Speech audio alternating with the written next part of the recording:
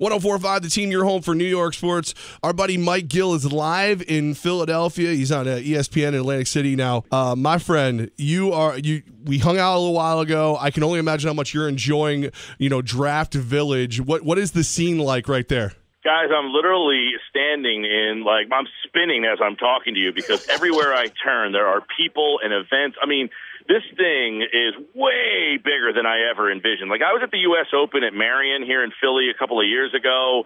That was pretty big. This is dwarfing. And I was at the Super Bowl with you guys a couple of years ago in New York. I mean, this is something else. I mean, the entire Parkway. If you've ever been to the Art Museum where the Rocky Steps are in Philly, to think that you can't drive down there right now is just bizarre. And the stage is just monstrous. I mean, this place is jumping, and it's a beautiful day out right now.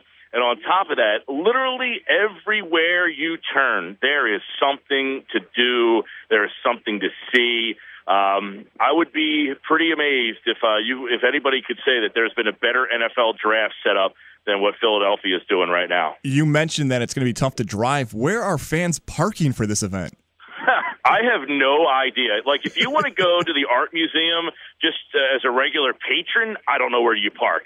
And to get to here, I think I will take that back. The Phillies are playing a home game today, and from what I understand, there is some parking at the stadium after 3 o'clock that they will give you for free once the game starts after 3, and then they're going to or sometime after the Phillies game starts, they're going to bring you down this way, and there's some shuttles from outside of the area. But in terms of parking, guys, no clue. I have we got driven in here. We went with a Suburban, they dropped us right off in here on Radio Row, and, we were all slick and incognito. But we got up here, around 9 o'clock in the morning to try to make sure we beat all the traffic. Mike Gill with us right now. He's live at the draft in Philadelphia.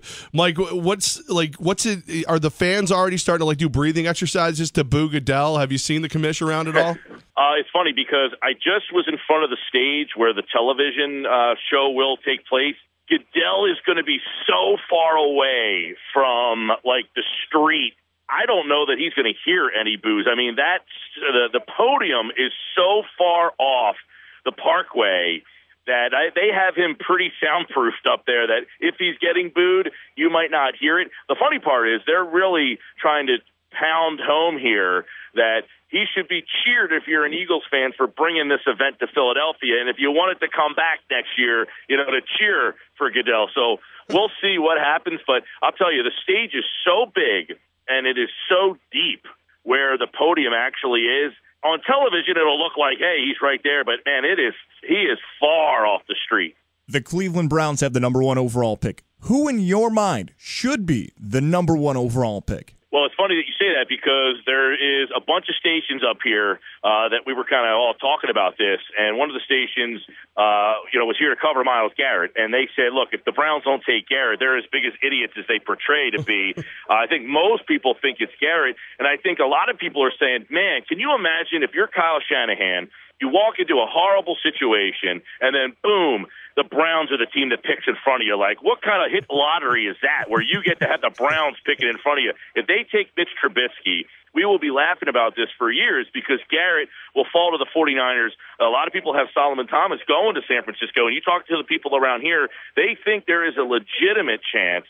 There is 2 stations in SEC country that I was talking to some of the guys there, and they think there is a legitimate chance that Garrett ends up falling to number 2, which I think somebody asked me the other day to rank the quarterbacks.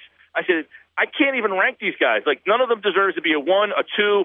To me, these guys are all second, third round quarterbacks. None of these guys are deserving specifically to be the number 1 pick. But I think it's got to be Garrett, number 1. That guy's a freak athlete, man. Mike Gill with us right now. Mike, of course, ESPN and AC and everything, and big in the Philly area at the draft. Are you hearing any rumors that you can pop on the show right now, Mike, and let us know what we should be looking for? Any kind of crazy picks out there besides what Cleveland will probably do at 1? By the way, Levack, I like how you say Mike Gill, of course. Your whole audience is big fans of mine. I like that. Well, all I know is the only times you and I have ever been in a bar in the Cap region, more people showed up to see you than me. I don't know how that works. When I was in the Cap region, I went to the bar with you, and I won that trivia game all the time and never got to use any of the tickets because, obviously the Philly guys are much smarter than the fans of that area up there. I went in there and ran that show, but it was all hair metal. It was like you were right in your wheelhouse. You talk about rumors. Yesterday on my show, I talked to Daniel Jeremiah, who used to be in the Eagles front office. And just, I know you have a lot of Giants, Jets, some Bills, some Patriots up in your area. But one thing he talked about with the Eagles was don't be shocked, which we would not be, if Howie Roseman is working the phones and trying to do something. The Eagles are at 14 right now.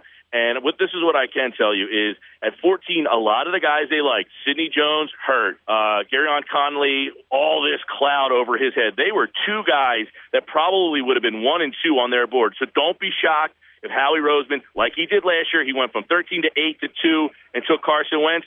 Don't be surprised if he is trying to work a deal. I would say this time to move back, and Jordan Matthews, Michael Kendricks could be some of the pieces that he is using to try to get out of number 14. So if your team in the listening area is interested in 14, I would say on good authority it is up for grabs. Mike Gill. So, Mike, we're doing our DC Pizza Draft War Room here. We're going to be enjoying it all. A lot of the people in this building, sadly, are Patriots fans. They are convinced the Pats are going to move into the first round. Do you think that 14 pick is where it happens?